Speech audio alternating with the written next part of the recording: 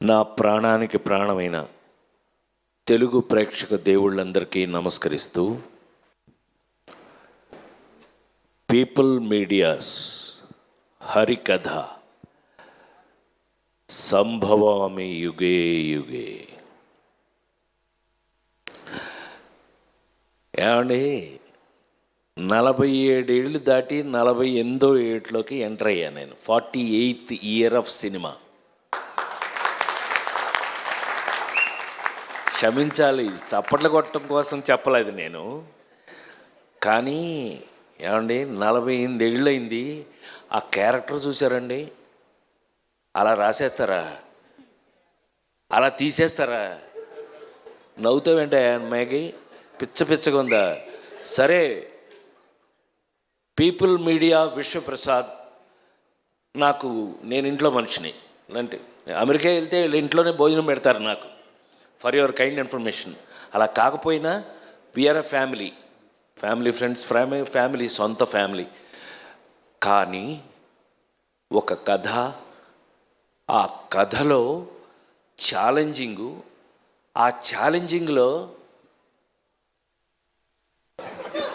ఇలాంటి గ్లామర్ పక్కన ఇతను పోటీ నాకు.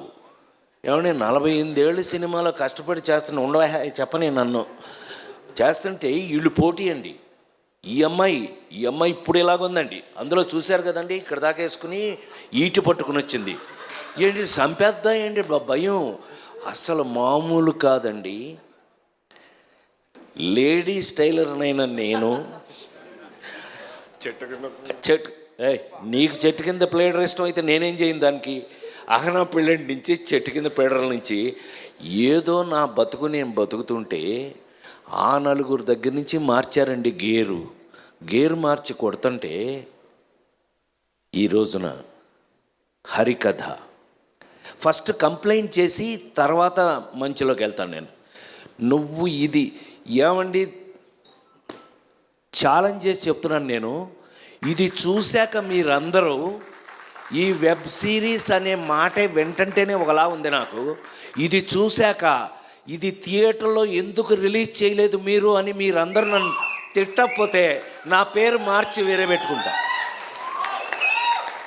సత్యంగా చెప్తున్నాను, నాకు ఇప్పటికే నమ్మబుద్ధి కావట్లా.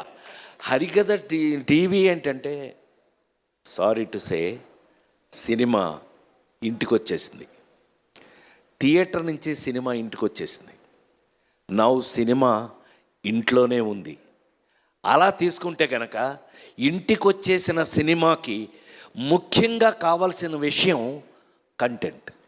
ఇవాళ అద్భుతమైన కంటెంట్తో ఇండియా వైడ్ నాకు ఎంత ఆశ్చర్యంగా ఉందంటే, థ్యాంక్స్ టు మా విశ్వ, దీన్ని డిస్నీ హాట్స్టార్ వాళ్ళు కొనేసుకున్నారు. అని నేనేం చేయలేను, పాప నవ్వుతాడు ఎలా ఉంటే. ఏం చేయలేము. కానీ కంటెంట్కి, ఇందులో ఉన్న కంటెంట్ని హాట్స్టార్ వాళ్ళు కొనేసి, ఇంత మీరు చూసారో లేదో, ఈ మధ్యకాలంలో మీరు కల్కి, లగ్గం వరకు యాక్ట్ చేశాను నేను. మీరు చూసిన నిన్నటి వరకు సినిమాలు, జనక అయితే కనుక అన్నీ బ్రహ్మాండంగా చూశారు మీరు. నేను లైన్లోనే ఉన్నా. కానీ నన్ను ఏమండి, ఆ చిరంజీవి కూతురు మేల్కొండ ఉండకుండా సేనాపతి అని ఒక సినిమా తీసి ఇండియాలోనే బాంబేలో ఫంక్షన్ చేశారు. Best performer of the year award ఇచ్చారు నాకు. నన్ను ఎందులోనూ వదలట్లేదు. అందుకని నేను ఎక్కువ అంతకంటే మాట్లాడకుండా ఈవేళ డిస్నీ హాట్స్టార్లో హరికథ సంభవామి యుగే యుగే. 48 సంవత్సరాలుగా ఇండస్ట్రీలో కంటిన్యూ అవ్వడం it's not a joke. As usual it's not a joke. 48 years నేను ఇంకా పనిచేస్తూ నా కోసం. ఇందాక కొన్ని ఫోటోలు చూడండి, వాడు ఏంటి, వాడు నీ డెబ్బా ముసిలినా నీకెంత పోరా అని అనలేం. రంగాచారి మరి ముఖ్యంగా ఒక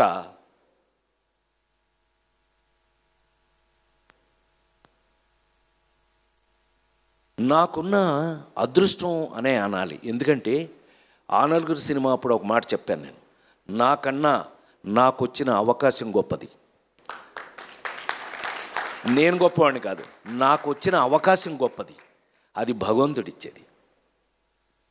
మా రచయిత గారు చెప్పారు చక్కగా ఎలా ఐడియా వచ్చింది, ఇది రాజేంద్ర ప్రసాద్ మీద ఎలా ప్లే చేయాలి అని చెప్పి. అది అదృష్టం. కేవలం మీరు నాకు అవకాశం ఇవ్వటం, మ్యాగీ ఇరగదీసేసి దాన్ని డైరెక్ట్ చేసేయటం అన్నీ ఓకే. కానీ ఇప్పుడు అంటే త్రేతాయుగం, ద్వాపరయుగం, కలియుగంకి వచ్చేసిన కలియుగంలో ఇవాళ వస్తున్న కథలు మీరు చూస్తూనే ఉన్నారు కళ్ళ ముందు. నిన్నగా మొన్న చూసాం, ఆడెవడో చందనం దొంగ వాడు హీరో. సరే, హీరోల్లో మీనింగ్లు మారిపోయినాయి.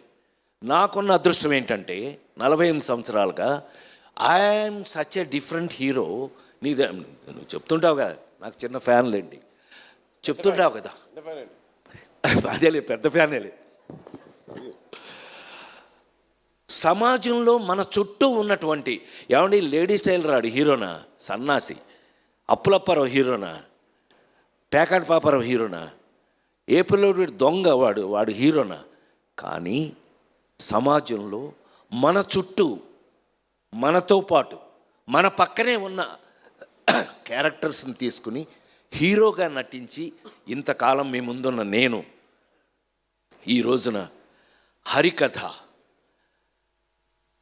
నేను ఎప్పుడైనా నమ్మకం ఉంటే మీరు నమ్ముతారు, నాతో చూస్తారు. ఆ నమ్మకం కరెక్ట్గా ఉందంటే మీరు చెప్తారు నాకు. ఇదే ఇన్ని సంవత్సరాలుగా నాకు మీతో ఉన్న ఎక్స్పీరియన్స్. నాకు తెలిసి హరికథ అనే కథ నాకు చెప్పినప్పుడు నేను షాక్ అయ్యా. నా మీద ఎస్, అలాంటిది ఈ జనరేషన్లో, అంటే ఈ జనరేషన్ అని చెప్పగలిగిన ధైర్యం నాకుంది. 5 జనరేషన్లు దాటి వచ్చాను నేను.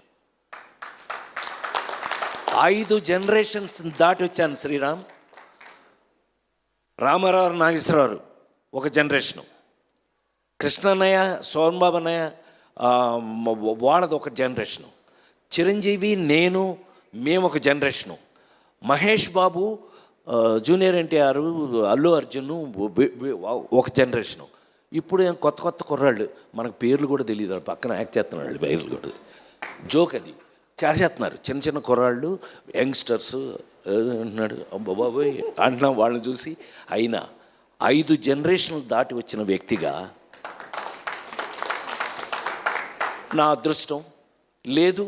యాక్టర్గా నేను పనికొస్తానని నాకు మా వాళ్ళు రాస్తున్న క్యారెక్టరైజేషన్స్ కానీ ఏదైనా కానీ వీళ్ళతో పాటు కలిసి యాక్ట్ చేస్తుంటే ఇంకా ఫ్రెష్గా ఉండటం గొప్ప విషయం. అయితే అతి ఆశ్చర్యమైన విషయం ఏంటంటే హరికథ సినిమాలో ఎప్పుడో ఎన్టీ రామారావు గారు, నాగేశ్వరరావు గారు వాళ్ళు యాక్ట్ చేసిన కథ తీసుకొచ్చి ఇవాళ రాజేంద్ర ప్రసాద్ అనే నాకు తీసుకొచ్చి తగిలించడం, ఇది నాడే జోక్. నేను ఆశ్చర్యపోయా.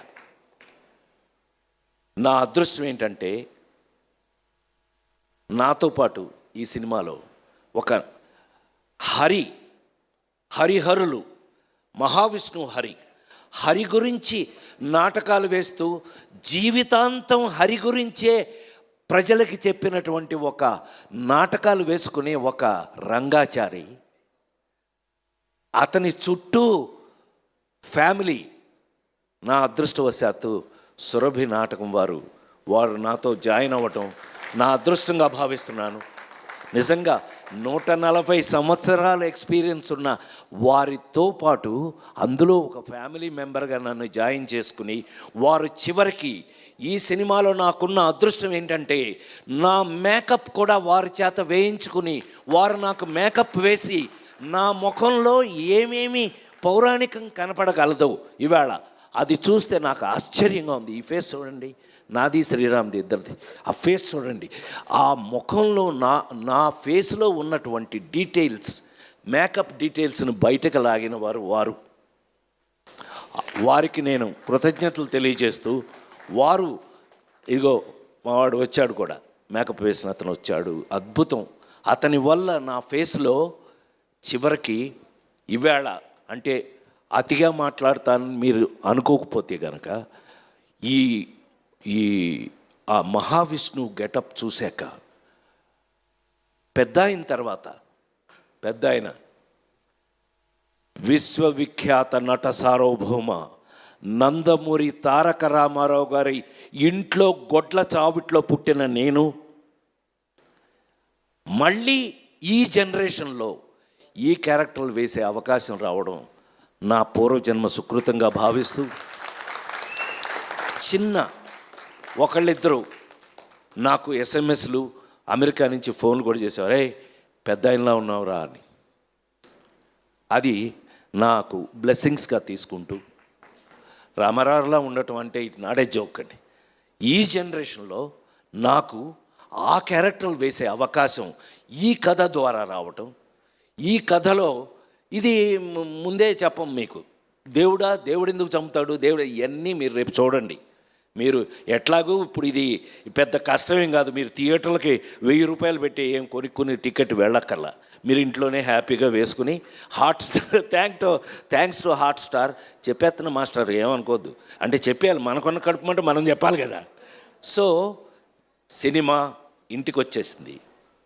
ఈవేళ మరి ఇంత గెటప్స్తో, ఈ గెటప్స్ మేము ఎందుకు వేయవలసి వచ్చింది, అసలు దేవుడు చంపటం అనేది ఇప్పటిది కాదు. దేవుడు చంపడం ఎవడో రావణాసురుడు అంటాడు, లేకపోతే ఏ రాక్షసుడు మితిమీరిన వాడిని చంపడానికి దేవుడు రావాల్సిందే. ఇది మనందరికీ తెలిసిన కథ. పిల్లలైతే కనుక మీరు తెలుసుకోబోయే కథ. దేవుడు వచ్చి చంపటం ఇందులో ఇవాళ 2024లో ఒక సినిమా తీసి, డెఫినెట్గా ఇది చూసిన తర్వాత మీరు ఇది సినిమా ఏంటి థియేటర్లో ఎందుకు రిలీజ్ చేయాలో ఒళ్ళు బలిసిందో మీకు అని తిడతారు, గ్యారంటీ. అది కొంతమంది, కానీ ఇంటికి వచ్చేసింది కాబట్టి మీరు అందరూ హ్యాపీగా ఫీల్ అవుతారు.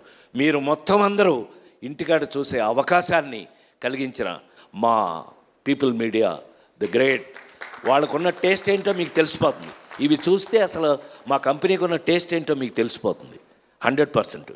డెఫినెట్గా ఇలాంటి ఇంకెన్నో అద్భుతాలు నువ్వు ఇదే టేస్ట్ తోటి, నీకున్న టేస్ట్ నాకు తెలుసు కాబట్టి చెప్తున్నా, ఇలాంటి అద్భుతాలు ఇంకెన్నో చేయాలని, ఇది చేసినప్పుడు నిజంగా వచ్చిన అవకాశాన్ని మేము సద్వినియోగం చేసుకున్నామా లేదా, మ్యాగీ దీన్ని ఎంత అద్భుతంగా తీశాడా లేదా, వీళ్ళందరూ ఎలా నాతో యాక్ట్ చేసిన వాళ్ళందరూ కూడా వాళ్ళు నాకున్న అదృష్టం ఏంటంటే మా శ్రీరామ్తో సహా కూడా చేసేటప్పుడు, వర్క్ చేసేటప్పుడు నాకు అదొక గొప్ప గౌరవం దొరికింది ఈ సినిమాలో.